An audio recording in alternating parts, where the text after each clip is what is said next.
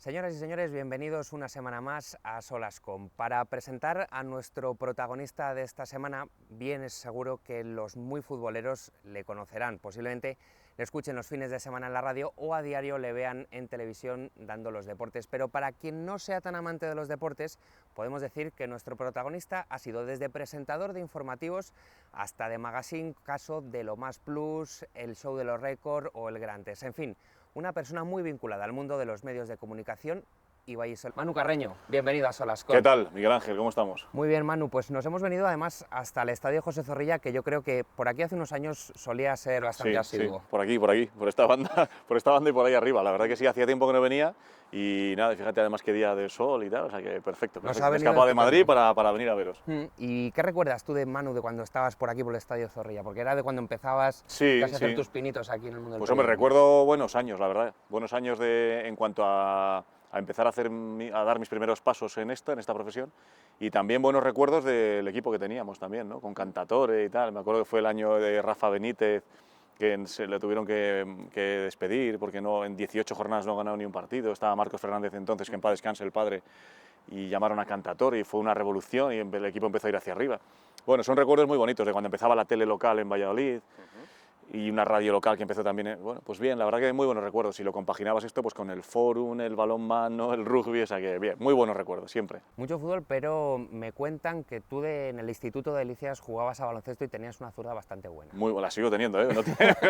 Si tienes un balón aquí empezamos a tirar. Sí, la verdad que sí, seguimos jugando, ¿eh? Lo que pasa es que el tiempo ya cada vez tienes más problemas para coincidir con compañeros, horarios, turnos, pero hemos estado echando pachangas un día a la semana hasta hace poco, ¿eh? Después del programa, ir ahí un 4x4 a una canasta, y la verdad que sí, el baloncesto siempre me ha gustado muchísimo. Jugar más que a nada. Pero luego verlo, la vena futbolera siempre, ¿no? En casa desde pequeño siempre, y jugar también, ¿no? Pero más baloncesto. ¿Y de pequeño querías ser deportista o ya te estaba empezando a picar el gusanillo de...? Pues yo creo que las dos cosas. Yo creo que todos hemos querido ser, en mi época, que coincidió también cuando empezaba la NBA a asomarse a España, el programa Cerca de las Estrellas con Ramón Tercet entonces, y empezamos a ver a los duelos Lakers-Celtics y tal, y luego irrumpió Michael Jordan y dijimos, ¿pero esto qué es? Y claro, todos queríamos ser Michael Jordan, pero claro, era complicado. Pero luego también, a la vez que quería y teníamos la vena del deporte, también teníamos la vena, o yo tenía la vena de contar, ¿no? De contar el deporte además, porque nos poníamos a ver partidos en casa y yo tenía planillas con mis hermanos y empezabas a notar el 23, tira, la mete, haces un circulito, rebotes, y eso en casa, sin que tú te vayas a imaginar siquiera que algún día vas a dedicarte a eso, ¿no? Y sí, siempre me ha gustado también, y los periódicos, el Marca, el As, la revista Gigantes, eso era sagrado en mi casa. O sea, que tú pedías, antes que Chuches, pedías las Gigantes. Sí, lo he contado más veces también. Mi madre se bajaba a comprar y siempre decía, por favor, Gigantes del básquet y el periódico, el que coges por ahí de deportes. Y nada, bien, sí. ¿Y cómo surgió la primera oportunidad de poder empezar a contar cosas, ya pasar desde el salón de casa a un estudio? Pues surgió mientras yo daba mis primeros pasos trabajando, que fueron en Círculo de Lectores y en el Corte Inglés, que trabajé aquí en Valladolid también. Pues en mis ratos libres yo decía, si pudiera hacer algo de esto, ¿cómo hago yo esto? Y tal. Entonces tampoco... periodismo creo que no se estudiaba ni aquí tampoco, ni en Valladolid, había que irte a Salamanca y tal, y tampoco es que yo fuera el mejor estudiante del mundo, pero era lo único que de verdad me apetecía hacer. Y entonces oí una vez yendo en el coche que había un taller de radio en Canal 10 Onda Delicias, que podías ir, pagabas una cuota y ya está, y dije, pues voy a ver si me dejan pagando, digo yo que me dejarán, pagando yo. Y entonces ahí me presenté y hacía un programa que se llamaba Desde el Banquillo en Canal 10 Onda Delicias, de 7 a 8 los lunes, y así empecé un poco yo hacía mis llamadas, llamaba aquí al club, que no me acuerdo quién era jefe de prensa, creo que Miguel Ángel Rodríguez, creo, que me perdone, que seguro lo estoy diciendo mal. Y entonces llamaba pues para pedir entrevistas a algún jugador, hablé con el presidente Marcos Fernández, conseguí hablar con algunas personas que no eran de Valladolid. Bueno, te vas dando pasitos. ¿La primera entrevista recuerdas a quién fue? La primera entrevista creo que fue o a Marcos Fernández, creo que fue a Marcos Fernández, sí. Al padre. Por todo lo alto, ¿eh? Sí, no estuvo mal. Además me sorprendió, luego ya cuando le conocí, ¿no? Pero sin conocerle, me sorprendió la amabilidad con la que me atendió y me dijo, sí, ¿para qué medio es? Y le dije, pues para un centro cívico que hay aquí. Un poco asustado se lo dijiste. Sí, dije, no, yo era como si fuera, vamos, ¿sí? Sí. Yo en el fondo decía, cuando le diga para lo que es, pero cuando hablaba con él decía, para un programa nuevo que ha empezado aquí en Canal 10, que se oye en mi casa y en la de al lado, pero bueno. Sí, eso está hecho. Y nada, y luego pues ahí entrevisté también a Jesús Gil, que en paz descanse también, a Ruiz Mateos, que estaba entonces presidente del Rayo en su primera etapa, Miguel Indurain. Bueno, Entonces, Bueno, pero tenía que ser difícil conseguir esos contactos, ¿no? Porque, sí, oye, sí, esto es yo no gente conocía que- a nadie, pero era un poco labor de, pues te haces un poco todo, ¿no? A ver, ¿a quién llamo? Voy a llamar a Banesto, me pasen con el de prensa y me pasen con no sé quién. Bueno, era un poco un reto y nada, llegué a casa y mi hermano Mario me dijo el primer día, joder, pues no ha sonado mal, macho. Y nada, pues luego apareció otra radio en Valladolid que se llamaba FM Express, ahí también estuve también un par de añitos, con Raúl Martínez, Gonzalo, Carmen Gómez, Gonzalo Valverde, bueno, te vas metiendo. Y luego la tele local, Es lo con porque- Nelly Álvarez, que hicimos un programa ahí también. La cuenta atrás, ¿no? La cuenta atrás, sí, sí.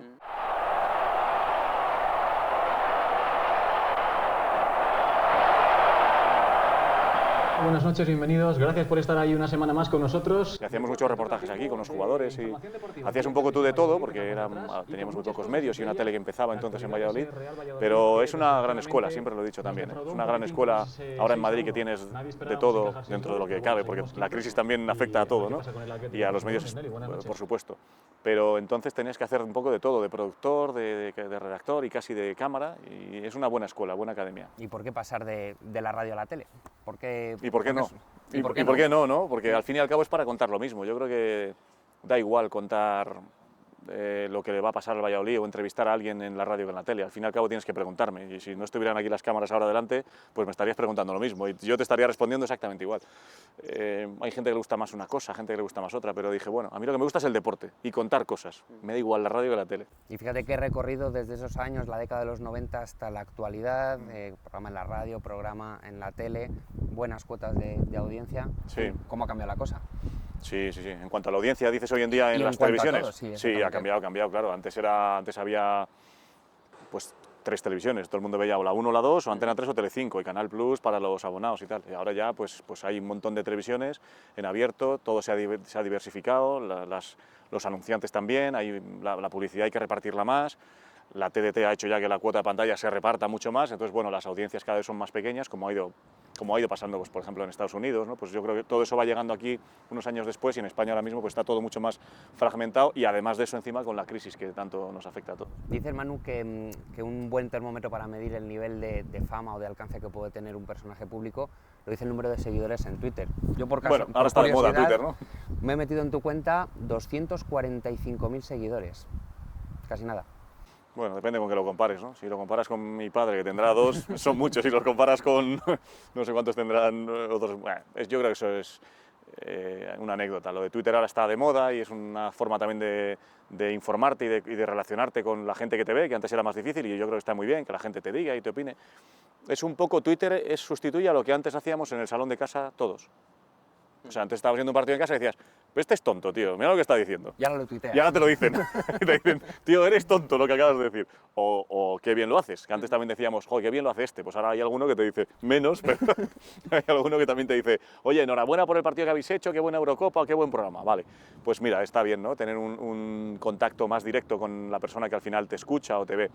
Pero tampoco hay que darle más importancia de la que tiene, ¿no? Al fin y al cabo lo importante, sin olvidarnos de la audiencia que nos ve y que nos escucha, lo importante es tu trabajo, y la responsabilidad es la misma, tengas en Twitter 250.000, 1 o 0, o 7 millones, ¿no? Yo creo que al final de eso te olvidas. Oye, Manuela, que dices lo de la Eurocopa, tengo una curiosidad. ¿Se disfruta realmente trabajando en una Eurocopa? Se disfruta. Porque tiene que ser un curro bastante, Sí. es decir, Cuando vamos, muchas horas. que ya llevamos 4 campeonatos, el de Alemania 2006, el Mundial, que ahí no nos fue tan bien, y luego los otros 3 que hemos cubierto, que además hemos tenido la suerte de que ha ganado España. Y cada vez que vamos ya sabemos a lo que vamos, es una especie de 30 días sin descanso de día y de noche, porque no paras ni sábado ni domingo, y te vas a cubrir un evento y tienes que entrar desde por la mañana hasta por la noche, eso no descansa. Porque el equipo que va para trabajar 24 horas, porque dormimos y cenamos y comemos y te vas a tomar una cerveza y no pasa nada. Pero no quedará mucho tiempo Pero para no queda eso. mucho tiempo, la verdad que muy poco. Pero sí, te da tiempo a disfrutar, porque ya el trabajo es un disfrute en sí. O sea, a veces hemos dicho, si es que deberíamos pagar por estar aquí, estamos viendo lo que no ha visto nadie en nuestra vida, ¿no? Mi hijo me dice que tiene 11 años, pero papá, si España gana siempre ahora. Y yo le digo, si yo te contara lo que yo he visto... Los pero, cabreos en cuartos de final exacto, que nos exacto, hemos las veces que nos hemos metido la leche en cuartos y sí, te da tiempo a disfrutar, aunque no te olvidas lo más importante, que es la responsabilidad de tu trabajo, pero en el fondo también disfrutas, ¿no? Te sientes un privilegiado por haber estado en ese momento y en ese lugar. Pero esto es una cosa que hay gente que no entiende, que tú digas, yo me siento un privilegiado por trabajar 10, 12, 14, 16 horas en un día. ¿Cómo es posible que pueda ser un privilegiado? Bueno, estamos ¿Cómo hablando- se lo podemos explicar a la gente? A ver, estamos hablando de un momento muy especial y de un evento muy concreto. Si esto fuera el día a día y no descansara nunca la semana y trabajara 14 días a la semana, te diría, Miguel Ángel, estoy hasta las narices de estar aquí currando. Eso yo creo que tampoco es bueno ni es sano. Hay que tener tiempo libre y yo creo que se rinde más cuando también te dosificas y desconectas y haces otras cosas. No todo es el trabajo en la vida. Y tienes que tener tiempo libre para tu familia, para tu pareja, para tu hijo, para quien sea. Pero en un momento especial como ese, claro que es disfrutar. Y se nos hacían los días muy largos y te cansabas, pero decías, joder, qué bien. Y todo, evidentemente, ayudaba porque España jugaba como jugaba y ganaba. Si a lo mejor nos eliminan, somos un desastre, diríamos, a ver si se acaba ya esto y nos volvemos a casa. Pero encima, teniendo ese equipo, con lo majos que son, lo bien que se trabaja con ellos y ganando, pues dices, bueno. ¿Quién es el más majo de todos, de toda la selección, o el más accesible? Pues es que hay muchos, tío. Yo creo que, fíjate, les han dado el premio Príncipe de Asturias a los dos, pero es que yo creo que Iker y Xavi son dos tíos pata negra. No en el campo, que ya lo sabemos todos, pero hablando con ellos son dos tíos con cabeza, con los pies en el suelo. Nunca se les ha subido su popularidad, su fama y sus triunfos más allá de donde se tiene que subir, que entiendo que algo se tiene que subir. Ay, pero ¿cuánto deberían aprender otros, eh? Claro, claro, exactamente. Pero yo creo que representan un grupo que en el fondo van todos por ese camino. Fíjate, Andrés Iniesta, es que hablas con hasta Fernando Torres, Xavi Alonso, bueno, es que todos. Es que dices, es un grupo con el que la relación siempre es muy, no ha habido problemas. Bien, muy bien con ellos. Y el seleccionador igual, ¿no? Pues yo te confieso una cosa, Manu, porque me llegué a preocupar, ahora que dices, joder, es que ahora ganamos la Eurocopa, qué bien, que todo va fenomenal, y hubo momentos después de la Eurocopa que yo me preocupaba porque parecía que solo salía en los medios aquel famoso gracias Sara y todos los problemas que conllevaron más que el título de España. Bueno, eso es lo que rodea a todo lo que hay hoy en día con esto de las redes sociales y tal, que hay un comentario que se puede hacer en casa en un momento dado, ahora se magnifica todo por todo eso, ¿no? Pero yo creo que al final nosotros nos quedamos con lo que nos quedamos. Nuestro equipo, nuestro trabajo, yo creo que todo el mundo hizo un trabajo magnífico, bajo mi humilde punto de vista, y yo creo que todos quedamos muy contentos, aunque nunca se nos olvide que nosotros no somos a los que hay que evaluar, que luego lo puede hacer cualquier aficionado, ni somos lo importante, ni somos lo importante son los que están aquí, en el Estadio Zorrilla, y los que nosotros vivimos gracias a lo que hacen ellos, y trabajamos para contar lo que hacen ellos, los protagonistas y los actores de todo este tinglao, del que todos formamos parte y todos somos importantes, por supuesto, los anunciantes, los espectadores, los medios de comunicación, pero el protagonista está aquí, y al que hay que enfocar es ahí. Luego que alguno dice que si Manu, que si tal, que si Morientes, que si Camacho, que si Sara, bueno, pues aquí estamos y forma parte de nuestro trabajo también, ¿no? Que nos critiquen. Oye, ¿qué momento cumbre de algún partido de fútbol, de todos los que hayas narrado o que hayas podido ver, te hubiera gustado retransmitir? A lo mejor el gol de Iniesta. El de Iniesta, sí. Para mí, la noche que cambió todo fue la noche de Italia en los penaltis en la Eurocopa de 2008. Yo se lo dije a todos, además, estaba Maldini, Relaño, Camacho, digo, si ganamos hoy los penaltis a Italia, se acabó el gafe, se van todos los fantasmas de tal. Pero pocos confiaban, yo creo, en esa victoria. Sí, pocos confiaban, pero yo estaba seguro de que ganábamos. Y luego el gol de la Eurocopa que narré en la final, el de Torres, fue la leche, porque fue la consumación de que ahí ya éramos grandes de verdad. Pero claro, el Iniesta es campeón del mundo, que no sé si volveremos a serlo, o quién sabe, ¿no? Pero ese gol es el más importante en la historia del fútbol español. Oye, Manu, dice el entrenador del Madrid que la prensa crea debates estériles y superfluos. ¿Eso es cierto? Pues que se hace para vender o para llenar minutos. Supongo que habrá debates que les interesarán más a los espectadores y otros que menos. Mira, nosotros siempre cuando hacemos el programa en Madrid, por ejemplo, muchos nos dicen, ¿por qué habléis tanto del Madrid y del Barça? Es que parece que solo existen dos equipos, siempre Messi, siempre Cristiano, siempre Mourinho, siempre Guardiola, ahora Tito. Y yo digo, pues sí, tienes razón. ¿Y eso es como autocrítica o es porque al final la gente es No, lo que te pide? Yo creo que es un poco como la información general. Parece que solo hay dos partidos políticos en este país, PP y PSOE, hay muchos más. Pero al final todo el mundo habla de esos dos porque son los dos que más seguidores, si usamos un término futbolístico, aunque cada día tienen menos seguidores, pero si usamos un símil futbolístico, son los que más llegan y los que más números de votantes tienen. Entonces en el fútbol pasa igual. ¿Que deberíamos hablar más de la medallista de judo que se deja 14 horas al día para conseguir una medalla y luego no hablamos de ella? Sí, pues posiblemente sí. Pero es que si llenas un estadio como este con esta grada para ver a la medallista de judo, probablemente no vengan más que 3 personas. Y no son menos importantes, ¿eh? Esas 3 que las 20.000 o 15.000 o 12.000 que vienen a Zorrilla o las 100.000. Pero al final te sometes a la audiencia un poco a lo que pide, claro, ¿no? Claro, evidentemente nosotros hacemos tele. O sea, nosotros hacemos televisión y tenemos que hacer un programa, una tele rentable. Y la tele es más rentable y los periódicos y las radios y las televisiones si hablas de cosas que llega a más gente que si hablas de cosas minoritarias. Que sería más justo hacer un programa de una hora de judo, sería más de judo o de natación o de lo que sea, del deporte que quieras. Pero también buscas un poco y en la audiencia ves que hablar de Madrid y Barça pues es también más llamativo para el espectador en general, ¿no? Ya, Manu, pero yo te pregunto, ¿esto corremos el riesgo de que el fútbol, por ejemplo, se convierta en algo aburrido? Que solo hay 2 equipos y luego están todos los demás en otro pelotón. Corremos ese riesgo, pero probablemente no sea eso solo por culpa de los medios, que asumimos nuestra parte de culpa, sino también por el reparto, por ejemplo, del dinero que tienen los clubes de la Liga de Fútbol Profesional, que la aceptan, ¿eh? Es un reparto que aceptan los clubes. Y hay 2, como Real Madrid y Barcelona, que se llevan una millonada, más de 100 y pico millones, y hay otros que se llevan las migajas. Entonces ahí es donde yo creo que está de verdad la diferencia y el peligro del fútbol.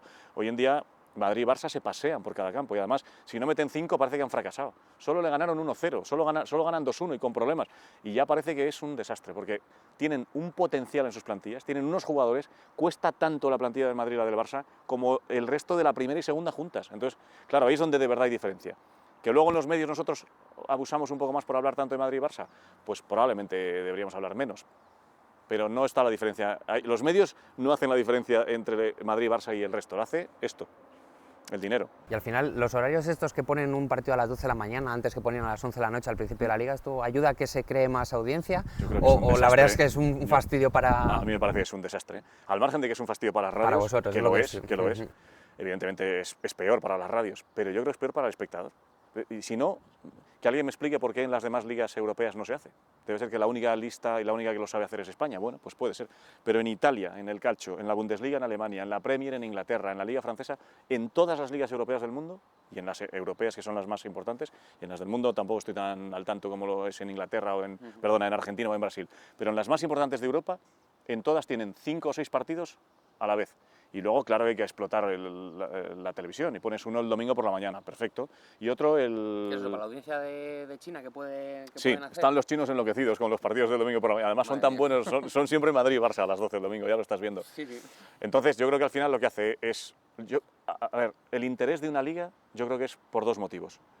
De 2 maneras lo puedes conseguir. Puedes captar la atención por la concentración de partidos, poniendo muchos partidos a la vez, que es como se ha hecho toda la vida y se sigue haciendo en Europa, o poniendo partidos aislados de equipos buenos.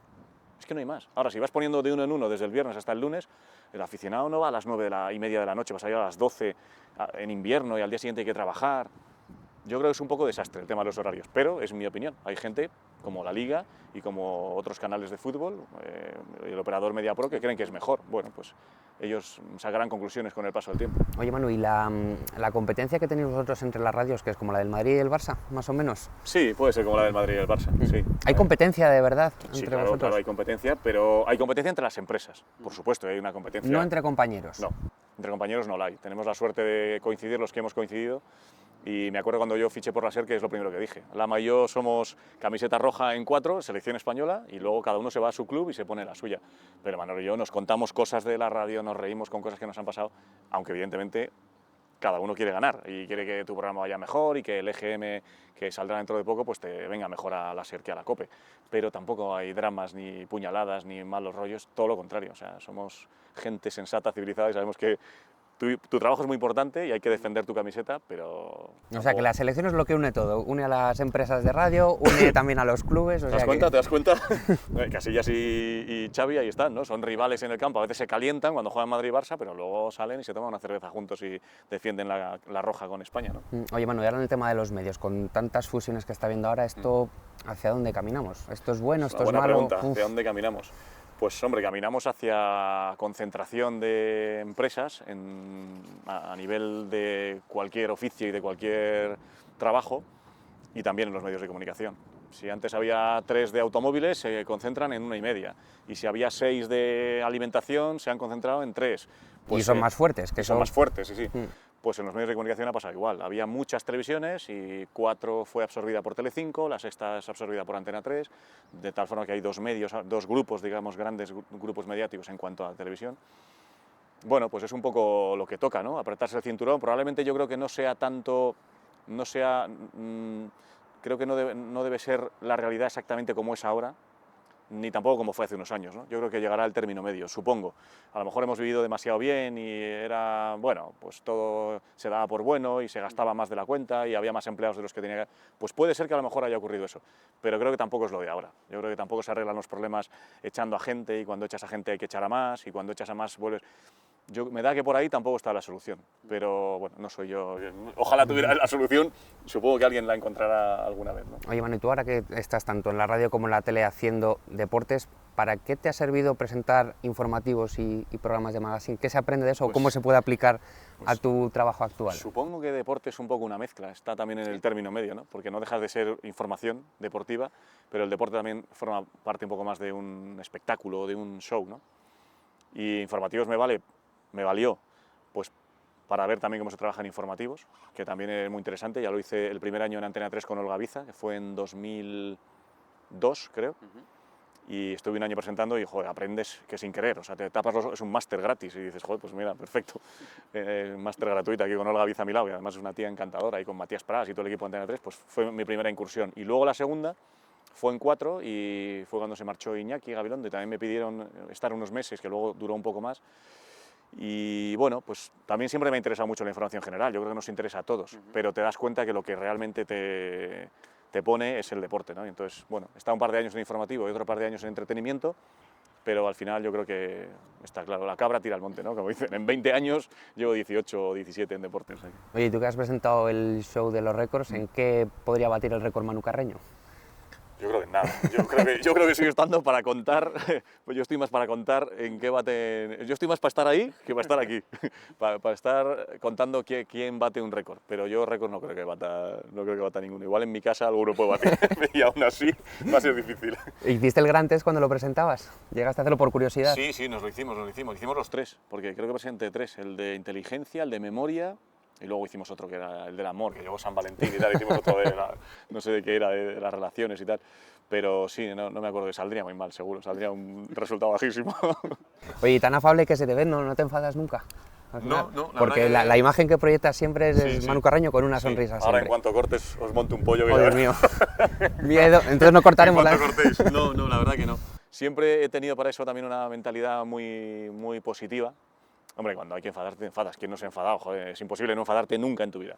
Pero yo siempre he tenido desde muy pequeño claro que los problemas, que es un proverbio que leí en no sé dónde, y que al final es muy cierto, ¿no? Si no tiene solución, ¿para qué te vas a preocupar? Si es que no la tiene. ¿Y qué razón tiene? Y si tiene solución, se va a arreglar y hay que buscar la solución. Lo que no puedes hacer es quedarte quieto. Eso es inmovilismo y pasar y pasotismo. Entonces lo que hay que hacer es buscar la solución de un problema que la tiene y hay que encontrarla. Pero si no la tiene, tampoco... Entonces eso también ayuda, quieras que no, te ayuda. Y también hay que relativizar un poco las cosas, ¿no? Es importante las cosas, el trabajo, las relaciones con la gente, pero también hay que saber tener mano izquierda y dosificar y quitarle importancia a lo que a veces no la tiene y se la damos, que muchas veces se la damos y en realidad tampoco tiene tanto. ¿Qué entrevista, Manu, recuerdas con especial cariño? ¿Alguna que hayas hecho, que te haya marcado por algún, o que haya tenido muchas anécdotas? Pues no recuerdo muchas, muchísimas, pero sobre todo de los mundiales y Eurocopas y en esos momentos en los que dices, joder, qué cerca lo tenemos.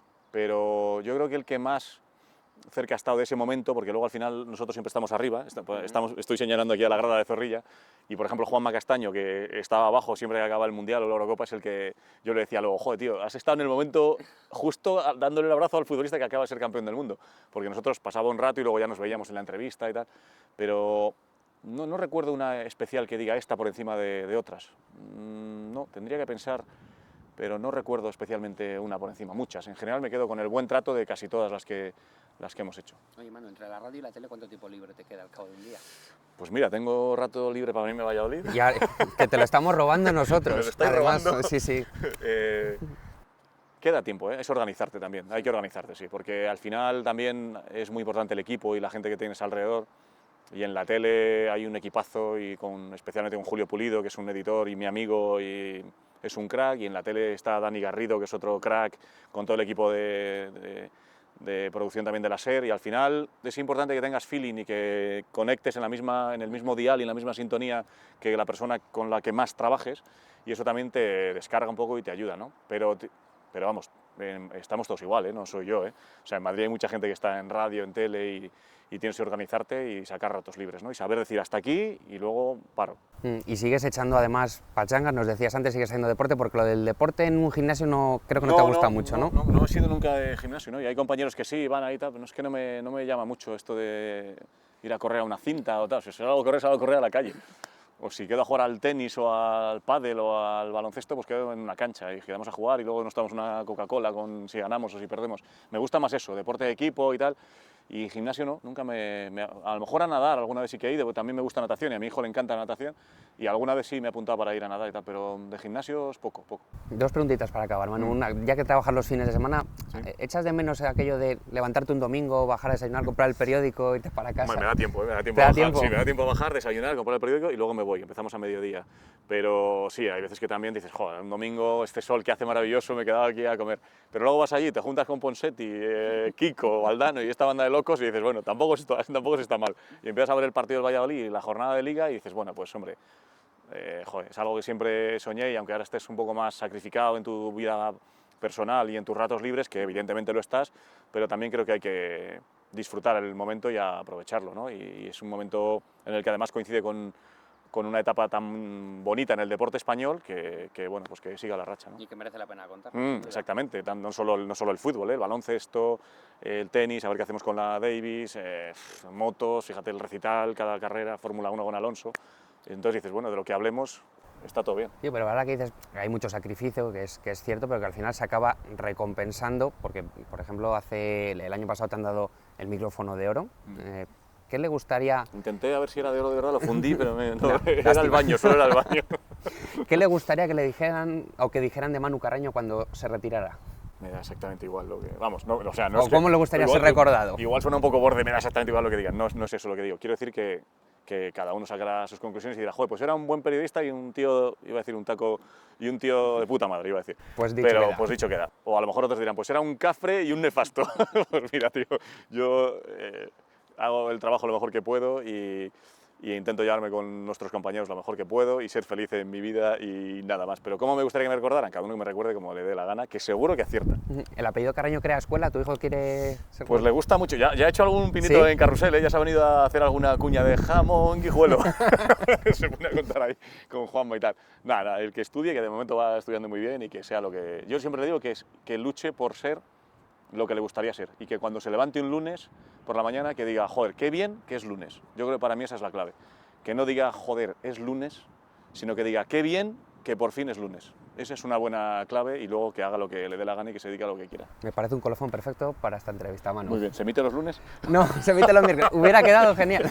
Pues nada, hoy es miércoles. Manu, muchísimas gracias. A ti, a vosotros. Y todos los Muy éxitos. bien, que vaya bien. Señores, pues hemos conocido a Manu Carreño a solas, hemos estado con él 25 minutos, hemos podido conocerle un poco más en profundidad. Nos vemos la semana que viene.